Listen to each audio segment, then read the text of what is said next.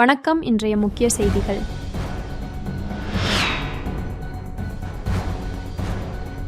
புதுச்சேரியில் கிறிஸ்துமஸ் பண்டிகையை முன்னிட்டு தேவாலயங்களில் நள்ளிரவு சிறப்பு திருப்பலி நடைபெற்றது. வெளிநாட்டினர் உட்பட ஆயிரக்கணக்கான கிறிஸ்துவர்கள் கலந்து கொண்டு பிரார்த்தனை செய்தனர்.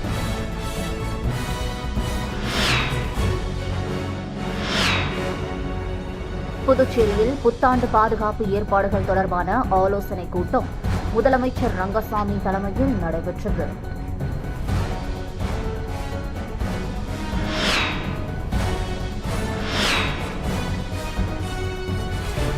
முன்னாள் பிரதமர் வாஜ்பாய் பிறந்தநாளையொட்டி அவரது படத்திற்கு கவர்னர், முதலமைச்சர் ஆகியோர் மலர் தூவி மரியாதை செலுத்தினார்கள்.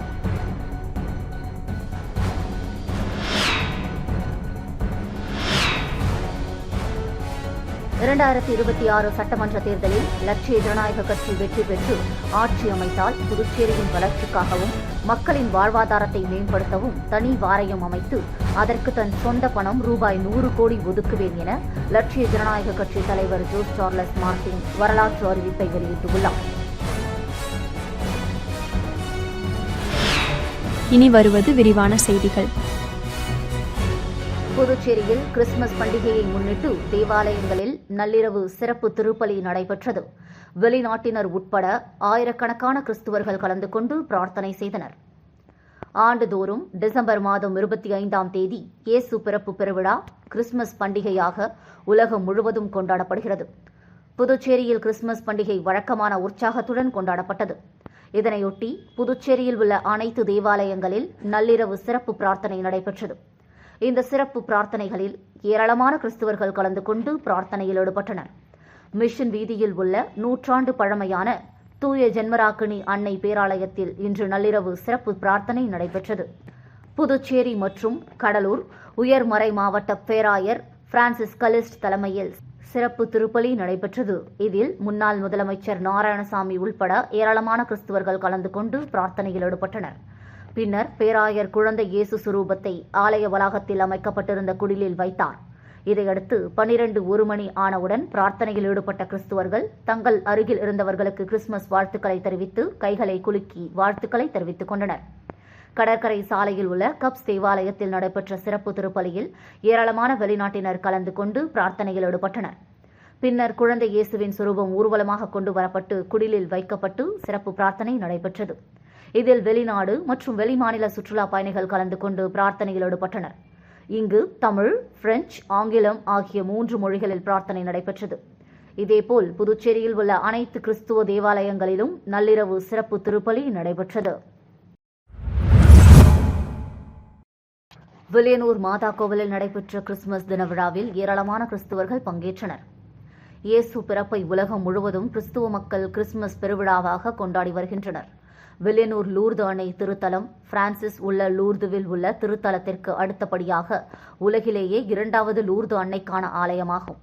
முக்கிய நிகழ்வாக கிறிஸ்துமஸ் பண்டிகையை முன்னிட்டு வில்லியனூர் தூய லூர்து அன்னை மாதா திருத்தலத்தில் சிறப்பு பிரார்த்தனை நடைபெற்றது. அதனைத் தொடர்ந்து குழந்தை இயேசுவை தோளில் சுமந்தபடி ஆலயத்தை சுற்றி வந்த அதிபத்தந்தை ஆல்பர்ட் அடிகளார் தலைமையில் திருப்பலி நடைபெற்றது. இந்த நிகழ்ச்சியில் பள்ளி முதல்வர் ஆல்வின் அன்பரசு, உதவி பங்கு தந்தை டொமினிக் சாவியோ கலந்து கொண்டனர். தொடர்ந்து குழந்தை இயேசுவின் வரலாறு மற்றும் நற்செய்திகள் தெரிவிக்கப்பட்டது.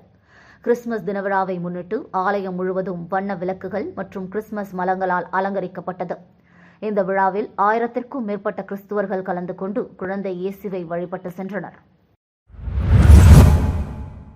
2026 சட்டமன்ற தேர்தலில் லட்சிய ஜனநாயக கட்சி வெற்றி பெற்று ஆட்சி அமைத்தால் புதுச்சேரியின் வளர்ச்சிக்காகவும் மக்களின் வாழ்வாதாரத்தை மேம்படுத்தவும் தனி வாரியம் அமைத்து அதற்கு தன் சொந்த பணம் ரூ.100 கோடி ஒதுக்குவேன் என லட்சிய ஜனநாயக கட்சி தலைவர் ஜோஸ் சார்லஸ் மார்டின் வரலாற்று அறிவிப்பை வெளியிட்டுள்ளார்.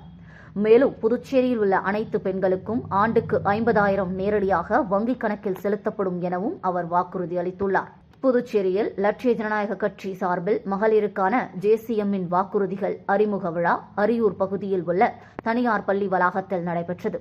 எல்ஜிகே தலைவர் ஜோஸ் சார்லஸ் மார்டின் தலைமையில் நடைபெற்ற விழாவில் சட்டமன்ற உறுப்பினர்கள் அங்காளன், சிவசங்கரன், ஜேசிஎம் மக்கள் மன்ற தலைவர் ரீகன் ஜான்குமார், நடிகர் தாடி பாலாஜி உள்ளிட்ட நிர்வாகிகள் மற்றும் 3000க்கும் மேற்பட்ட பெண்கள் பங்கேற்றனர்.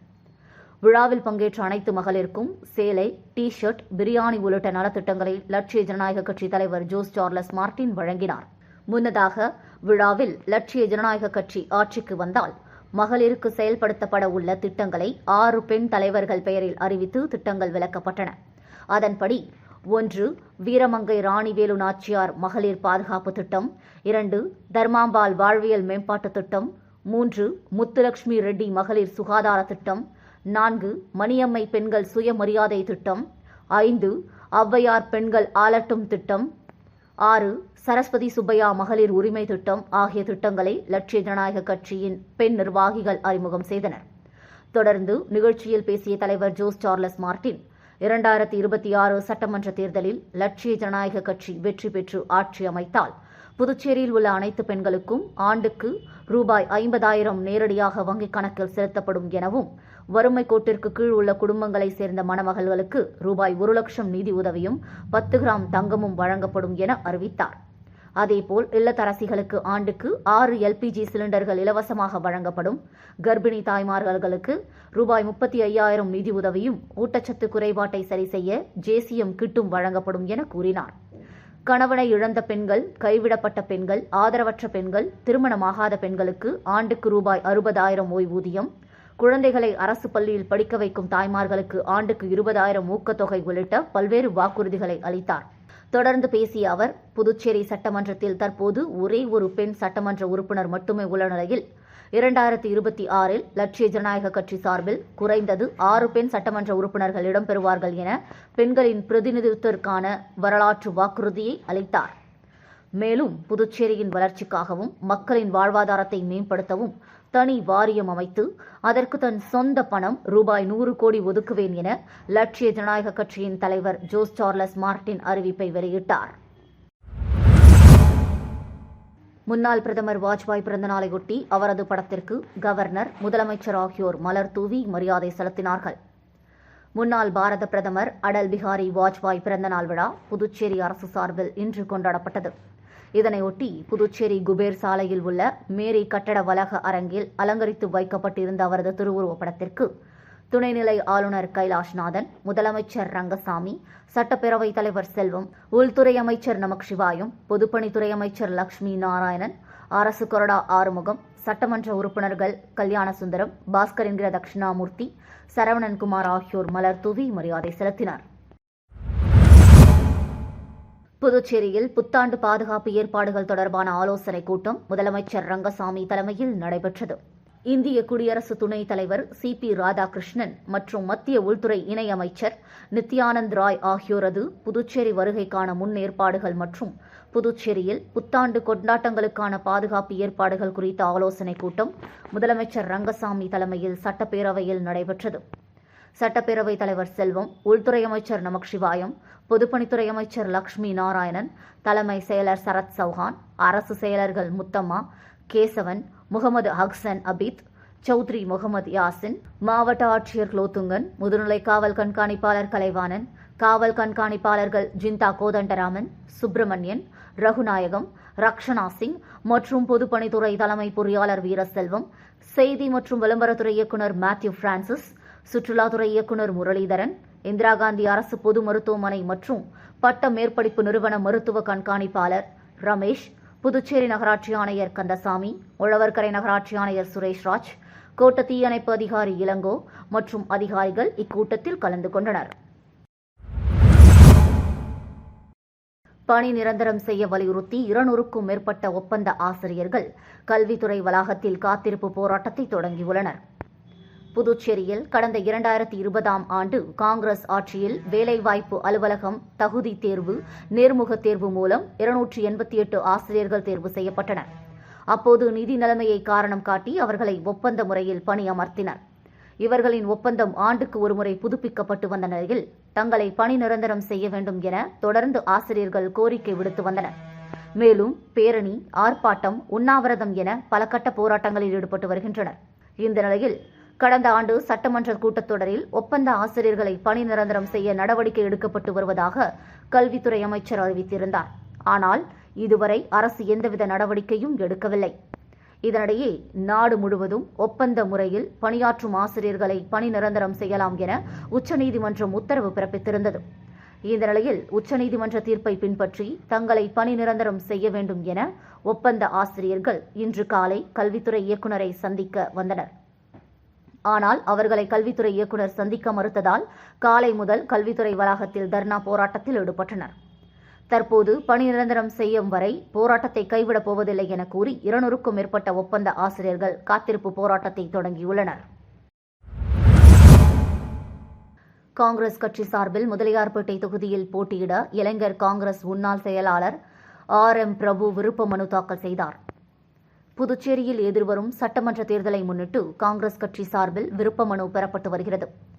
அந்த வகையில் புதுச்சேரி முதலியார்பேட்டை தொகுதியில் காங்கிரஸ் கட்சி சார்பில் போட்டியிட முன்னாள் இளைஞர் காங்கிரஸ் செயலாளர் RM பிரபு விருப்ப மனுவை தேர்தல் பொறுப்பாளர் சாமிநாதன், பஞ்சகாந்தி, பிரதீஷ், இருதயராஜ் ஆகியோரிடம் அளித்தார். இந்த நிகழ்ச்சியில் ஊடகப் பிரிவு சேர்மன் RE சேகர், புதுச்சேரி பிரதேச காங்கிரஸ் கமிட்டி செயலாளர் சரவணன், திருவெங்கடம், தயாளன், அசோகன், மகளிர் காங்கிரஸ் துணைத் தலைவி சாந்தி, முதலியார்பேட்டை காங்கிரஸ் கமிட்டி நிர்வாகிகள் புண்ணியமூர்த்தி, சந்திரசேகர், செந்தில்குமார், சக்கரவர்த்தி, விஜயராஜ், ஹரிகிருஷ்ணன், பன்னீர்செல்வம், ராஜா, பாலா, அரசன் ஆகியோர் கலந்து கொண்டனர். முன்னாள் பாரத பிரதமர் வாஜ்பாயின் பிறந்த நாள் காரைக்காலில் கொண்டாடப்பட்டது. இந்திய நாட்டின் முன்னாள் பிரதமர் வாஜ்பாயின் 101வது பிறந்த நாள் இன்று காரைக்காலில் கொண்டாடப்பட்டது. சட்டமன்ற உறுப்பினர் GNS ராஜசேகர் தலைமையில் காரைக்கால் புதிய பேருந்து நிலையத்தில் நடைபெற்ற நிகழ்ச்சியில் முன்னாள் பாரத பிரதமர் வாஜ்பாயின் திருவுருவப் படத்திற்கு மாலை அணிவித்து மலர் தூவி மரியாதை செலுத்தப்பட்டது. நிகழ்ச்சியில் மாவட்ட தலைவர் முருகதாஸ், மாநில செய்தி தொடர்பாளர் அருள்முருகன் உள்ளிட்ட ஏராளமான பாஜகவினர் கலந்து கொண்டு வாஜ்பாயின் திருவுருவப் படத்திற்கு மலர் தூவி மரியாதை செலுத்தினர். அதனைத் தொடர்ந்து பொதுமக்களுக்கு இனிப்புகள் வழங்கி கொண்டாடினர். புதுவையில் போலி மருந்து தொழிற்சாலை மீது நடவடிக்கை எடுக்காத ஆளும் மாநில அரசை கண்டித்து காரைக்காலில் இந்தியா கூட்டணி கட்சி சார்பில் கண்டன ஆர்ப்பாட்டம் நடைபெற்றது. புதுச்சேரியில் போலி மருந்து தொழிற்சாலை மீது நடவடிக்கை எடுக்காத புதுச்சேரி ஆளும் மாநில அரசை கண்டித்தும் 100 நாள் வேலை திட்டத்தில் தேசத்தந்தை மகாத்மா காந்தியடிகளின் பெயரை நீக்கியதை கண்டித்தும் காரைக்கால் மாவட்டத்தில் உள்ள புதிய பேருந்து நிலையம் அருகே இந்திய கூட்டணி கட்சி சார்பில் திமுக, காங்கிரஸ் உள்ளிட்ட பல்வேறு அரசியல் கட்சிகளைச் சேர்ந்த 200க்கும் மேற்பட்டோர் கண்டன ஆர்ப்பாட்டத்தில் ஈடுபட்டனர்.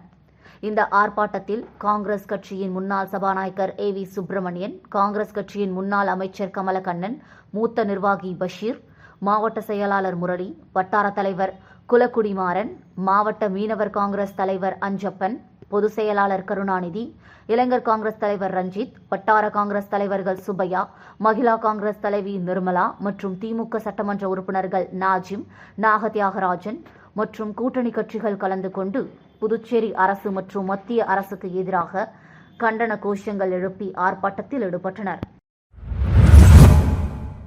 புதுச்சேரி ராஜ்பவன் தொகுதியில் 2026ஆம் ஆண்டிற்கான கேலண்டர், சர்க்கரை, அரிசி உள்ளிட்ட நலத்திட்ட உதவிகளை பாஜக மாநில தலைவர் ராமலிங்கம் வீடு வீடாக சென்று வழங்கினார். புதுச்சேரி ராஜன் தொகுதி பாஜக சார்பில் 2026ஆம் ஆண்டிற்கான கேலண்டர் மற்றும் அரிசி, சர்க்கரை வழங்கும் நிகழ்ச்சி ராஜ்மோகன் தொகுதிக்குட்பட்ட கலைநகர் பகுதியில் இன்று நடைபெற்றது. அங்கு உள்ள விநாயகர் ஆலயத்தில் சிறப்பு பூஜை செய்யப்பட்டு வீடு வீடாக சென்று வழங்கப்பட்டது. இந்த நிகழ்ச்சிக்கு பாஜக மாநில தலைவர் VP ராமலிங்கம் தலைமை வீடு வீடாக சென்று 2026ஆம் ஆண்டிற்கான தினசரி கேலண்டர், அரிசி, சர்க்கரை உள்ளிட்ட நலத்திட்ட உதவிகளை வழங்கி கிறிஸ்துமஸ் புத்தாண்டு வாழ்த்துக்களை தெரிவித்தார். இந்த நிகழ்ச்சிக்கு பாஜக வல்லுநர் பிரிவின் மாநில அமைப்பாளர் நாகராஜன் முன்னிலை வகித்தார். மேலும் இந்த நிகழ்ச்சியில் சப்தகிரி குழும நிர்வாக இணை இயக்குநர் விஜய் ஆனந்த், பாஜக மாநில செயற்குழு உறுப்பினர் ஆனந்த கண்ணன் மற்றும் ராஜ்பவன் தொகுதியைச் சேர்ந்த பாஜக நிர்வாகிகள் பலர் கலந்து கொண்டனர். தொடர்ந்து கணேஷ் நகர், ராமலிங்கம் நகர் உள்ளிட்ட பகுதிகளுக்கு வீடு வீடாக சென்று இந்த காலண்டர் மற்றும் நலத்திட்ட உதவிகள் வழங்கப்பட்டது. புதுச்சேரியில் முதல் சர்வதேச கிளாசிக்கல் ஃபிடே செஸ் போட்டி ஹண்டர்ஸ் கியூன் டிராபி 2025 தொடக்கம். ஜோஸ் சார்லஸ் மார்டின் குத்துவிளக்கேற்றி ரிப்பன் வெட்டி துவக்கி வைத்தார். சதுர் யோகா அறக்கட்டளை சார்பில் நடத்தப்படும் ஹண்டர்ஸ் குயின் டிராபி புதுச்சேரி என்ற முதல் சர்வதேச கிளாசிக்கல் ஃபிடே செஸ் போட்டி 2025 தொடக்க விழா புதுச்சேரி சாய்பாபா சுவாமிகள் திருமண மண்டபத்தில் சிறப்பாக நடைபெற்றது. இப்போட்டியை லட்சிய ஜனநாயக கட்சியின் தலைவர் ஜோஸ் சார்லஸ் மார்டின் அவர்கள் அவரது மனைவி சிந்து சார்லஸ் அவர்களுடன் இணைந்து குத்துவிளக்கேற்றி ரிப்பன் வெட்டி தொடங்கி வைத்தார். இந்த தொடக்க விழாவில் லட்சிய ஜனநாயக கட்சியின் பொதுச் செயலாளர் துரைசாமி, JCM மக்கள் மன்ற தலைவர் ரீகன் ஜான்குமார், பல்வேறு மாநிலங்களைச் சேர்ந்த வீரர்கள், 500க்கும் மேற்பட்ட பள்ளி மாணவ மாணவிகள் மற்றும் அவர்களது பெற்றோர்கள் பெருமளவில் கலந்து கொண்டனர். புதுச்சேரியில் முதல் முறையாக நடைபெற்ற இந்த சர்வதேச கிளாசிக்கல் ஃபுடே செஸ் போட்டி டிசம்பர் 25 முதல் 30, 2025 வரை நடைபெறுகிறது. இந்த போட்டியில் பீகார், உத்தரப்பிரதேசம், ஹரியானா, தெலுங்கானா, ஆந்திர பிரதேசம், கேரளா, கர்நாடகா, தமிழ்நாடு, புதுச்சேரி உள்ளிட்ட பல மாநிலங்களைச் சேர்ந்த வீரர்களுடன் அமெரிக்காவை சேர்ந்த சர்வதேச செஸ் வீரர்களும் பங்கேற்றுள்ளனர்.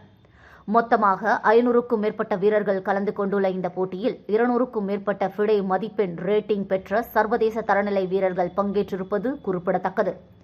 செஸ் போட்டியின் துவக்க விழாவின் போது லட்சிய ஜனநாயக கட்சி தலைவர் ஜோஸ் சார்லஸ் மார்டின் அவர்கள் செய்து வரும் சமூக சேவைகள் மற்றும் மக்கள் நல பணிகளை புகழ்ந்து தனுஸ்ரீ என்ற பள்ளி மாணவி வாசித்த கவிதை அனைவரின் கவனத்தையும் ஈர்த்தது. ஸ்ரீபெரும்புதூரில் திமுக மற்றும் கூட்டணி கட்சியினர் 100 நாள் வேலை திட்டத்தில் மகாத்மா காந்தியின் பெயர் நீக்கத்தை கண்டித்தும் ஒன்றிய அரசை கண்டித்தும் 500க்கும் மேற்பட்டோர் ஆர்ப்பாட்டம். காஞ்சிபுரம் மாவட்டம் ஸ்ரீபெரும்புதூரில் பேருந்து நிலையம் முன்பாக காந்தி பெயரை மாற்றியதை கண்டித்து 100 நாள் வேலை செய்யும் பெண்கள் மற்றும் திமுக மற்றும் கூட்டணி கட்சிகளான விடுதலை சிறுத்தை கட்சி, மதிமுக, காங்கிரஸ் மற்றும் கட்சி கூட்டணிகளுடன் மாபெரும் கண்டன ஆர்ப்பாட்டம் நடைபெற்றது.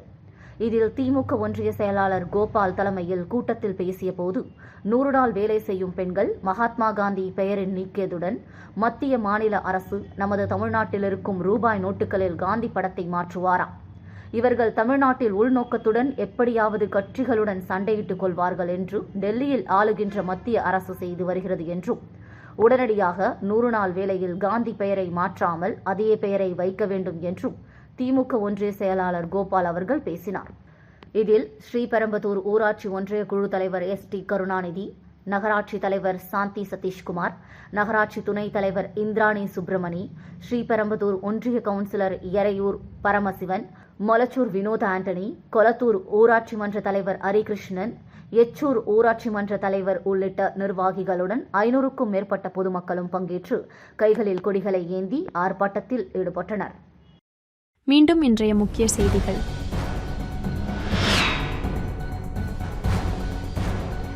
புதுச்சேரியில் கிறிஸ்துமஸ் பண்டிகையை முன்னிட்டு தேவாலயங்களில் நள்ளிரவு சிறப்பு திருப்பலி நடைபெற்றது. வெளிநாட்டினர் உட்பட ஆயிரக்கணக்கான கிறிஸ்துவர்கள் கலந்து கொண்டு பிரார்த்தனை செய்தனர்.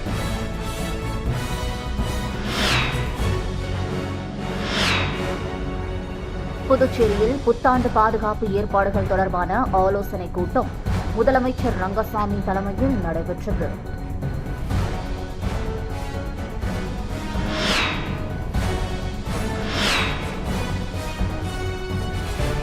முன்னாள் பிரதமர் வாஜ்பாய் பிறந்தநாளையொட்டி அவரது படத்திற்கு கவர்னர், முதலமைச்சர் ஆகியோர் மலர் தூவி மரியாதை செலுத்தினார்கள்.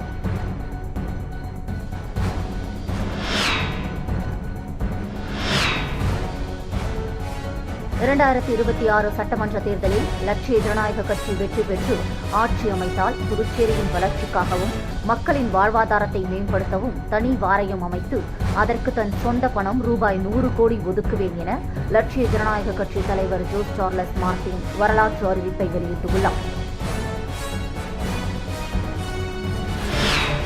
செய்திகளை துல்லியமாகவும் தெளிவாகவும் தெரிந்து கொள்ள கிரியேட்டிவ் மீடியா யூடியூப் சேனலை சப்ஸ்கிரைப் செய்து கொள்ளவும். நன்றி, வணக்கம்.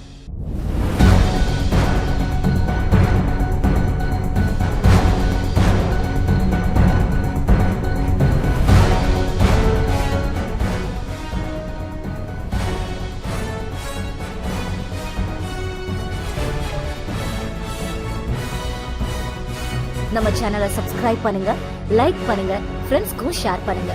தேங்க்யூ.